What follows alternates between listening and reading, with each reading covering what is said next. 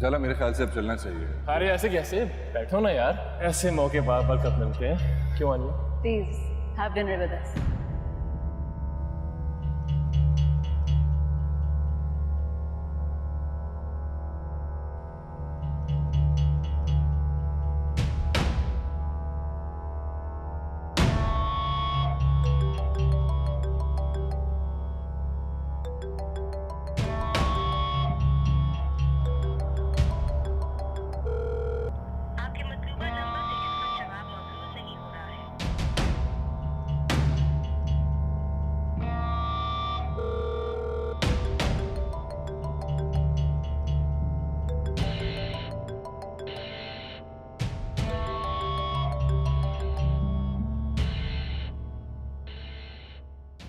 जी 10 बार कॉल करूँ तुम एक बार पिक करती हो।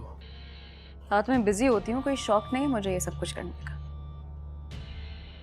बिजी सारे होते हैं हानिया, कोई फ्री नहीं होता। एक बात तो बताओ, अगर तुम्हारे निकाह में मेरी जगह सफीर होता तो क्या तुम उसके साथ भी ऐसा ही बर्ताव करती जैसा मेरे साथ करती हो? क्या कहा तुमने? हाँ अब मेरा मतलब है कि तुम हमेशा से ऐसे बिजी रहती। किस तरह का सवाल पूछ रहे हो तुम मुझसे? हानिया काम डाउन, रिलैक्स, ऐसे ही पूछ रहा था बस। और तुम तो हमेशा मेरी हर बात का बुरा मान जाती हो। बस एक सवाल ही तो किया था मैंने। तुम्हारा सवाल जो बेतुका था। Okay, I am really sorry, my bad. मुझे जाना है, मैं अभी तुमसे बात नहीं कर सकती। किधर जाना है? हानिया, हेलो।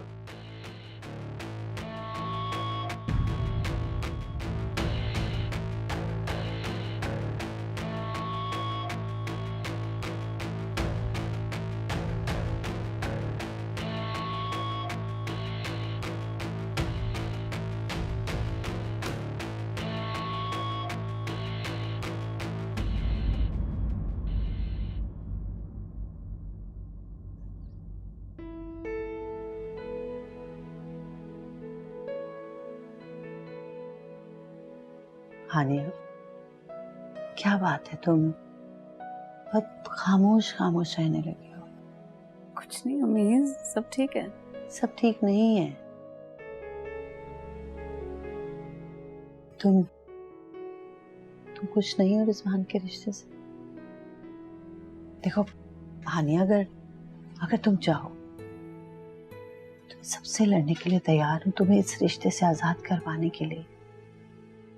क्या फायदा अम्मी ऐसी आजादी का? क्या मतलब? तो बाबा खुश हैं, दादू खुश हैं इस रिश्ते से, कोई तो खुश है एटलीस्ट। लेकिन हानिया, मेरे लिए तो सबसे ज्यादा इम्पोर्टेंट तुम हो। ठीक हो अम्मी, आप परेशान ना हो। अच्छा ये बताओ कि तुम रिजवान के साथ डिनर पे गई थी, कैसा रहा? ठीक था। बस ठीक? क्या मतलब? यानी सॉरी करने के बाद कोई चेंज नहीं आया उसके रवैये में? शायद। शायद का क्या मतलब? उसने कोई बदतमीजी की है क्या?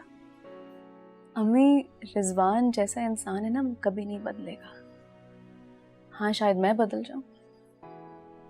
ये रिश्ता चलाने के लिए हम दोनों में से किसी एक का तो बदलना जरूरी है ना। बाबा भी तो यही चाहते हैं। और इस सब के बावजूद अगर बाबा ने अब भी यही कहा ना कि शादी लाजमी करनी है, तो शायद मैं यही डिजर्व करती हूँ। मगर हानिया,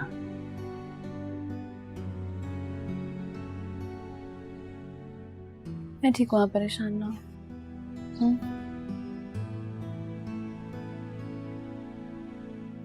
मत सोचा करें ज्यादा, मैं ठीक हूँ।